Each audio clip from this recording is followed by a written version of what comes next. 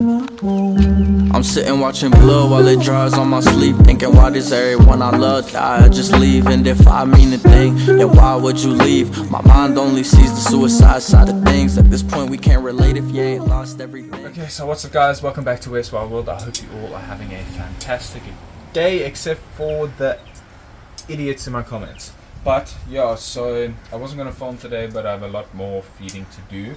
I've just offered this baby puff adder over here a meal already. I think I already got a shot of it.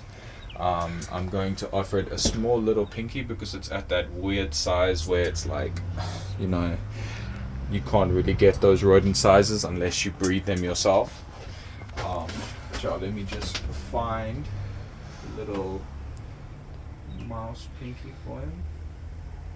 See if he wants to take another one. Let's see here. Hey, it's another one. Boop. Look how cute that is. Baby venomous snakes must be one of the cutest things in the world.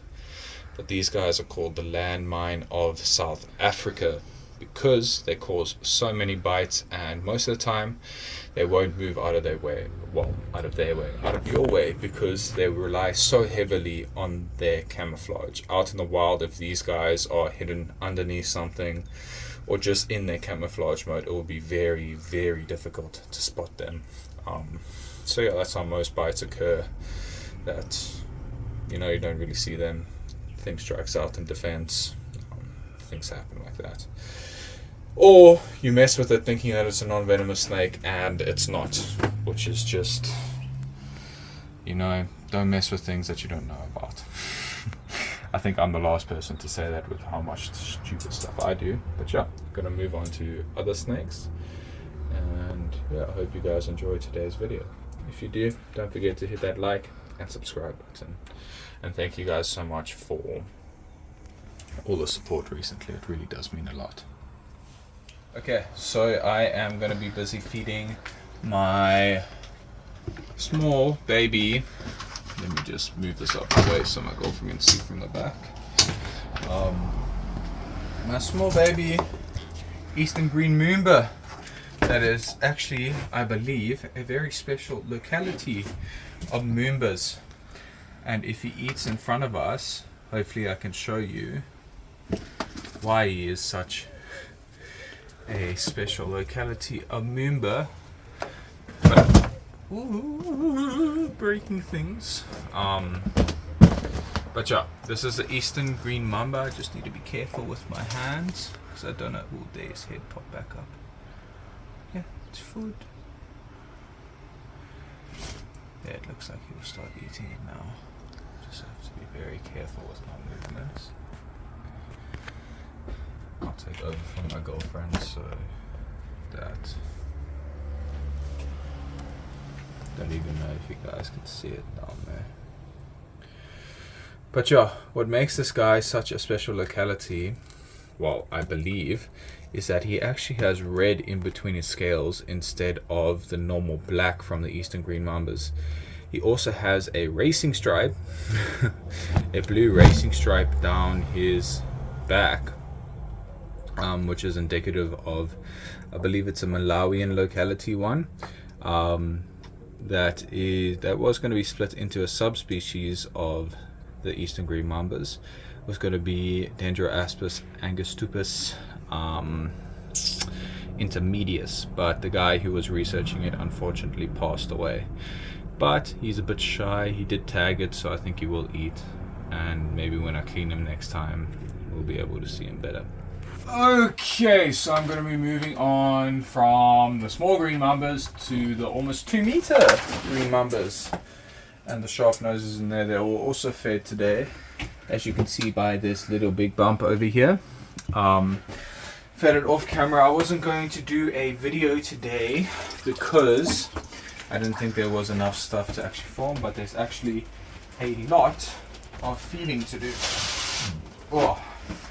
And yeah, so I've been putting these Eastern Green Mambas on a bit of a diet as of late. But as you can see, this is a huge rodent for this guy. Let's see if you'll take it.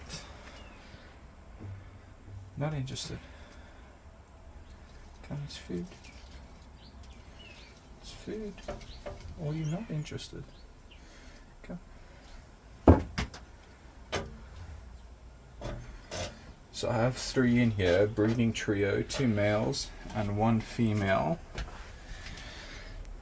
One of these brothers are absolutely, 2 of them are absolutely humongous. And that's why such a big rodent for these guys. Just need to be a little bit careful because I have to keep a watch on every single one of their faces, which is a bit difficult when there's 3 of them and when there's different size rats for different size mambas. That's a small one at the bottom. Fabulous. The feeding was going so well before we started to film. It's forever a curse. So the East Africans are still struggling to decide whose meal is who. They've all tagged their own meal. One started to eat and then one runs over the other. That's why sometimes it's better to take them out. But they're stressed out now, so taking them out now, don't think it would make a difference. But I'm going to move on to this hissy fissy little Miss Puff Adder. The one that takes forever to actually try and eat. Hopefully she doesn't take that long this time. She is very, very head shy and she hardly ever strikes out. So it is a little bit difficult to get her to eat. You sort of have to almost assist feed her by shoving the head like in her face until she decides she wants to take it. But the hairs from the rat sort of dissuade her from it. And I also don't want the other ones, again, trying to separate all of them will more than likely stress them out. So I'm keeping an eye on the other puff adder that's in here. I'm not going to feed him because he's a fat boy and he takes food like no other. I also don't want to get a strike from him, which would not be fun because he's about a meter puff adder and his venom glands will be absolutely humongous. But you can see that whenever something comes close to her head, she gets very, very scared. But there, she looks a bit interested. Just gonna hold it still. Almost there we go. Now, I just have to watch that this mister doesn't try and steal her food and the puff adder in the back. They've all been fed, but yeah, again, taking them out of the enclosures, they usually don't actually take the food. What I would want to do is actually take him and the other female at the back out while she eats. But if I want to feed them all together, I'm messing up my words. But look, so taking them out is going to stress her out and she's not going to want to eat if I want to feed her by herself. Next thing to do is to maybe put her in her own thing and leave her there, but I also want to breed. So that's why she's in here. So it's a lot of conflicting things. She does take it usually, like you saw, it's just a bit more of an effort. And it's a lot easier when I'm trying to feed everyone else at the same time, because then they don't actually try and fight over food. They don't usually fight over food, but I don't know what my girlfriend wants. But yeah, sometimes they fight over. Okay. Sometimes they do fight over food, or just run over each other and spook each other like the green mambas are doing. But there you can see the other female in the back there, and this male's going into the hide. But she's chowing down quite nicely, which is good. And yeah, gonna move on to some other snakes. Just gonna keep an eye out for her, and make sure that no one disturbs her. This puff adder I gave, even though I didn't want to, I gave the big male a meal because he is trying to fight over it, and I think I need to give that motherfucker a meal now as well. And they say puff adders can't climb. I think the female at the back is fine, but the two ones that I wanted to mainly feed well, the one that I wanted to feed was this girl over here. She had 2 meals in the last week, so I don't want to feed her. And yeah, you can see the fucking size of him. So like, yeah, but that's not what we're here. So the black mamba, I'm not gonna lift open his hide, but he's just poking his head. My girlfriend can come in. Just poking his head out right at the back there that you guys might be able to see. Let's see if he will strike out.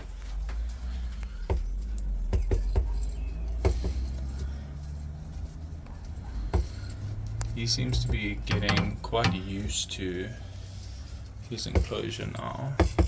So, because I've seen him out and about a lot more, but he's still very, very shy with feeding. So, I don't know if he tagged it or not, I couldn't really see, but I'm just going to leave it there for him. And, yeah, hopefully he'll eat. He's very, very on and off with eating. As with most mambas that haven't been bred in captivity for a very long time, because they still are super, super shy. But yeah, so what I'm gonna do real quick, I also fed them earlier today, super derpy animals. But what I'm gonna do is the 2 rats that these rattlesnakes didn't want to eat because they're being completely and utterly stupid, I'm gonna offer them to my snout cobras down here, and then I'm gonna try and feed the Cape Cobra at the top there, and then the Mozambique splitter, and that will be the end of the video. Well then, okay, so I'm going to be feeding my snouted cobras. The male is right over here where my black tongues are, female all the way on the other side. Let's see how this goes. One time forward, I guess you do. Pull it all the way back so you don't get disturbed while I'm trying to feed the female on the other side, please. Hopefully old Duckus will come when she smells the rat. Yeah, that's what I didn't want. So let's have you take this and then start chowing down, brother.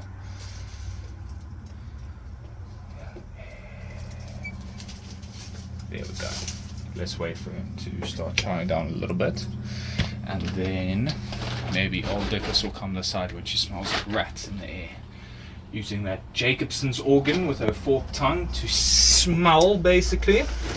Oh, not really. They sort of pick up chemicals in the air, and the Jacobson organ transports it to the brain for them to realize what it is. And obviously the rat scent of the forked tongue, if they get it on the right side, they know that they have to go more right and bullshit like that. Okay, so you can see old Dickus, she knows that these black tongues mean food, so she's coming running. Just be careful with your hand. Nice quick bite. And now you can pull it back. Go back in. Or do you just want to show off fast? Show your strength off. Hey, old Dickus. Tug of war. Wanna play tug of war? Tug of war. Just have to watch out for that now. Tug of war with a snouted cobra. How sick is that? But yeah, they will chow down at their own speed. Happy that they actually fucking took. I swear feeding videos are like the worst on my channel. Most of my animals take fine off of camera. Like, I mean, my Chinese cobra. I thought you let go. My Chinese cobras that hardly ever take on camera took fine just before this. Same with the sharp nose, who are super scared when we have the camera out. I don't even know what's happening most of the time. But yeah, I am just going to close up the glass over here and then feed that Cape Cobra up top there, and then the bastard little Mozambique spitting cobra, and I'll see you guys there. Okay, so the last snake of today is going to be this absolutely bastard Mozambique spitting cobra. Just have to be very careful with him. He loves to just absolutely fly out of his enclosure. And he escapes from a lot of enclosures. That's why he's in such a tiny little tub, because there's no way of him to escape. There, he took a tag, and he'll probably eat up when we leave. But it's absolutely gorgeous. He just popped out of shed, but you can see how much of a absolute spastic he is. He just flops all over the place. he's going to be a nightmare to deal with when he's big. But yeah, thank you guys so much for watching today's episode. I hope you all did enjoy. I'll see you all in the next one. Peace.